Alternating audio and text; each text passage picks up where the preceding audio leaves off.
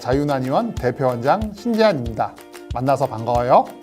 오늘 난임과 임신에 대해서 알아보는 시간을 가지도록 할 텐데요.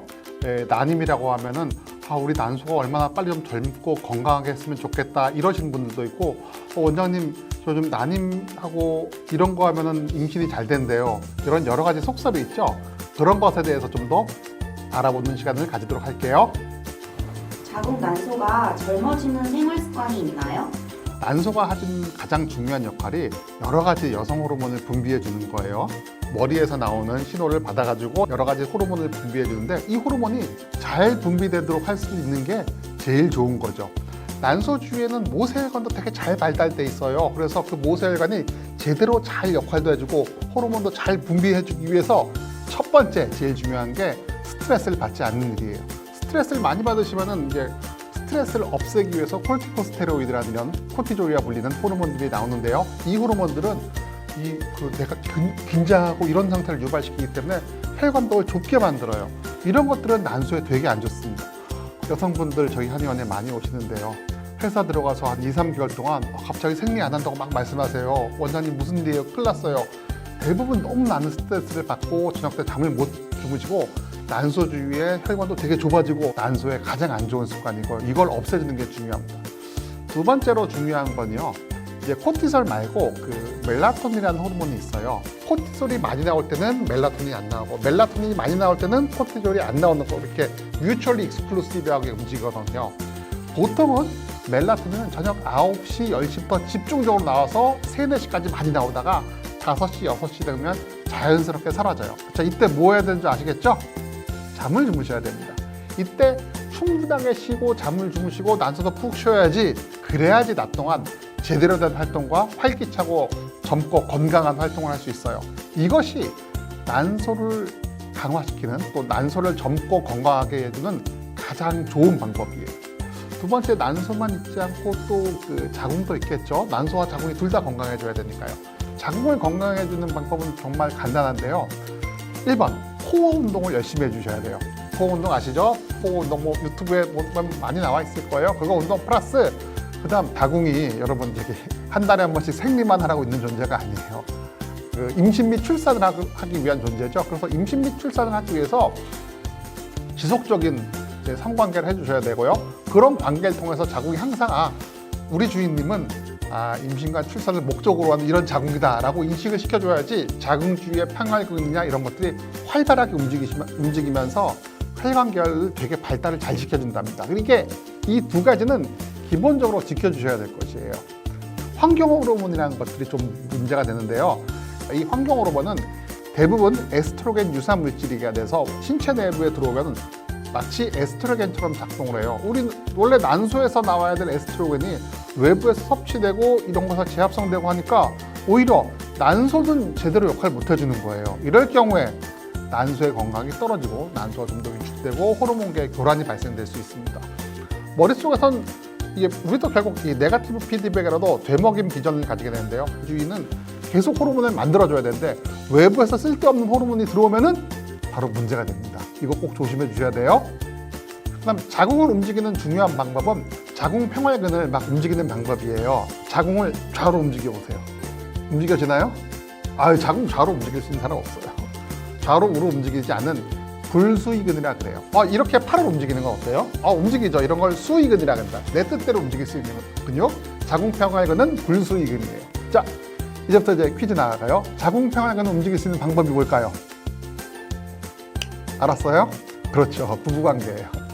자궁 평활근을 많이 움직여줘요. 물론 자궁 평활근이 수의적으로 움직이는 경우가 또 하나 있죠. 생리 때죠. 근데 생리 때만 움직이는 사람과 정기적인 부부관계를 통해서 끊임없이 자궁 주위의 근육을 움직이고 만들어내는 사람들이 훨씬 더 자궁 주위의 혈관도 늘어나고 건강하고 좋습니다. 난소의 기능을 젊게 유지하는 또 다른 비법은 바로 너무 살찌지 않는 거예요. 아까 말한 환경 호르몬도 이야기했는데, 유사 에스트로겐처럼 자궁에서 에스트로겐의 분비를 좀 교란시킬 수 있다 그랬잖아요. 에스트로겐의 분비를 교란시키는 또 한 곳의 인체 기관이 있어요. 원래 난소에서 가장 많이 나와줘야 되는데 메스트셀, 지방세포에서 꽤 나옵니다. 그 지방이 많으면 호르몬계 교란되겠죠. 그래서 살 너무 많이 찌시면 안 돼요. 살이 많이 쪘다 싶으면은 체중을 좀 감량하시고 그 다음에 임신과 출산을 하시는 게 좀 더 좋아요. 체중이 많이 나간 상태에서 임신과 출산을 하시게 되면 살도 많이 찔 뿐만 아니라 임신성 고혈압이나 당뇨 같은 위험성도 노출돼요. 당뇨가 안 좋은 이유는 엄마랑 아기가 붙어있는 혈관은 되게 가늘고 작아요. 즉 모세혈관 같은 거죠. 엄마가 혈압이 높아지면 모세혈관이 찢어져요. 모세혈관이 찢어지면 어떻게 되겠어요? 태아로 가는 영양 공급이 차단되거나 태아로 가는 혈량의 흐름이 방해가 됩니다. 그래서 태아의 유산이나 기형을 촉진시킬 수 있어요. 당뇨도 마찬가지입니다. 임신성 고혈압과 임신성 당뇨가 문제되는 경우는 태아와 연결되는 그 모세혈관계를 막기 때문에 그런 거예요. 그래서 임신 전에 체중을 충분히 줄여놓고 건강한 상태에서 임신에 들어가기를 권유드리겠습니다. 아시겠죠? 자궁평혈관에 대해서는 재밌는 사실이 있는데요. 인간 도시는 동물이잖아요. 모든 포유류예요. 포유류 암컷을 기준으로 암컷이 생리를 하게 되면 인간 나이 후 2, 3년 이후부터는 정기적인 관계와 그다음 임신과 출산을 이어서 한답니다. 그래서 인간 역시 보통은 생리와 출산이 10대 후반에 이루어지는 게 아마 옛날에는 자연스러웠을 거예요. 물론 진화론적으로 살펴보면 구석기 시대 인간의 수명은 20세 정도밖에 안 됐어요. 20세 전에 출산과 육아가 이루어졌다는 얘기죠. 그렇다는 얘기는 10대 때 이루어졌다죠. 최근에 인류학적으로 알려진 여러 가지 결과에 의하면 네안데르탈인과 이제 호모사피엔스가 경쟁을 해서 충돌했었는데요. 호모사피엔스는 할머니부터 할아버지까지 다 육아에 동원돼서 애를 천천히 사회하는 방법으로 경쟁력을 키웠고, 네안데르탈인은 10대 초반에 출산하는 방법을 키웠어요. 10대 초반에 성숙하게 애를 만든 다음에 출산을 해서 종의 보존을 시켰어요.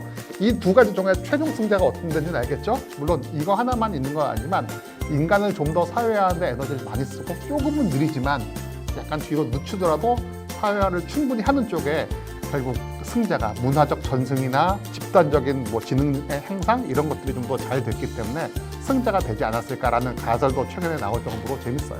옛날 할머니, 할아버지 둘임 잘 모르셨어요? 6남매 정도도 기본 깔고 있죠. 어마어마한 거죠. 보통 출산하는 게 일반적이었기 때문에 그런 거죠. 그때부터 임신과 출산을 반복했기 때문에 자궁이 현대 여성보다 좀 더 건강하지 않았을까 미루어 짐작은 하고 있습니다.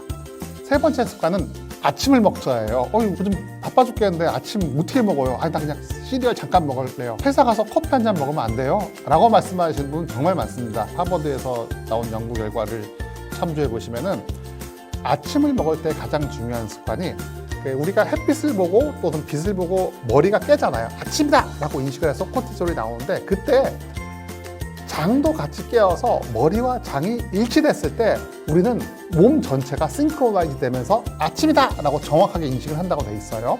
자, 어떤 분들이 이런 거에 대한 미묘한 차이를 느끼냐면요. 아침에 커피를 안 먹으면 저녁 때 졸리다는 분들이 있어요. 아침 커피 한번 안 드셔보세요. 그리고 아침 먹으시면은 아마 여러분들 11시에서 12시면 되게 졸리실걸요?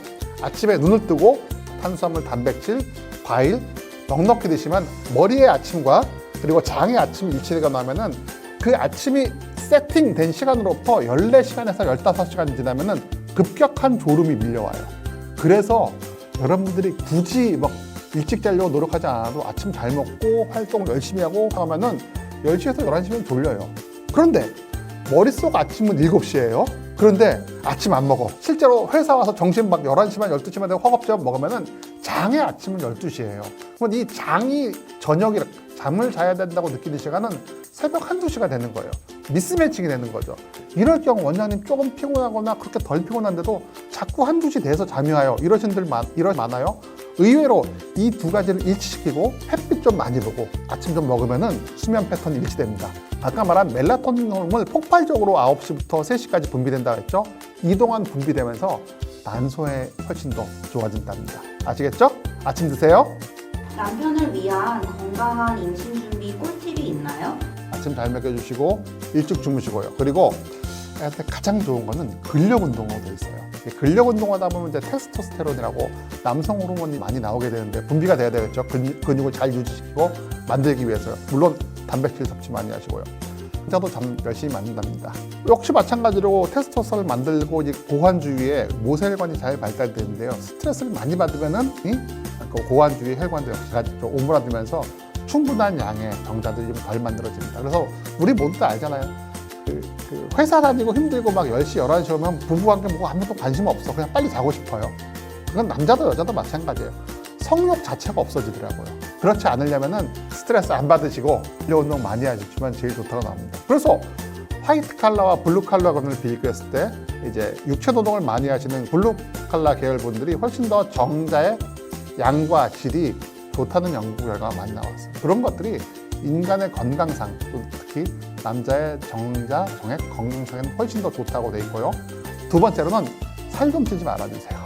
살찌는 게 이제 네덜란드에서 연구 결과는 BMI 질량 지수가 25가 넘는 사람들의 경우에는 그것이 아닌 사람들에 비해서 훨씬 정자의 양과 질이 안 좋다는 결과가 나왔습니다. 그래서 비만 그리고 운동 또 뻔해요. 음주운전 이 네 가지만 조심하시면 됩니다.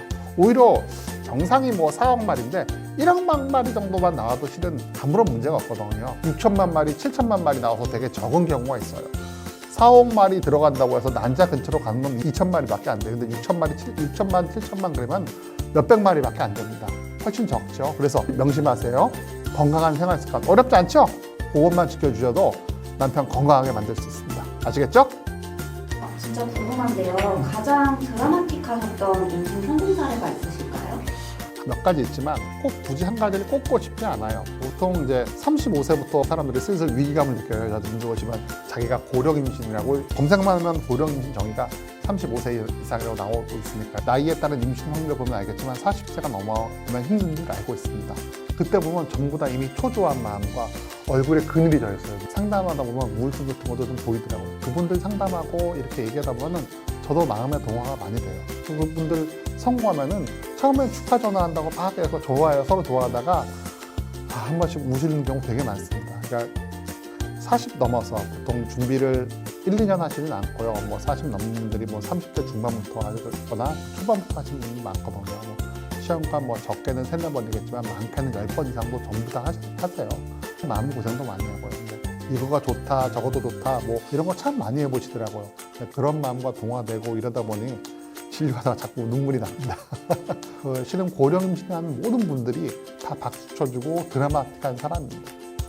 몇 번 더 케이스 생각나는 경우 있었는데요. 꼭 임신 목적하지 않으셨던 분도 있어요. 실은 30대부터 거의 10번 가까이 그 시험관 시도하셨어요. 근데 다 실패하시고 또 한 몇 년 쉬다가 이제 43살 되면 안 된다. 뭐 주위에 그런 얘기 들으니까 40대 넘어서 마지막 2번 정도 더 시도하시고 실패하신 다음에 저한테 와서 우리는 이제 시험관이나 이런 거 하기 싫고 목표하지 않는데 너무 우리 자궁이 고생했다. 난 자궁한테 좀 선물을 주고 싶다. 그래서 그냥 보약 좀 먹고 천천히 한 2, 3개월 정도 그냥 몸만 좀 만들자 했는데 결국 임신됐어요.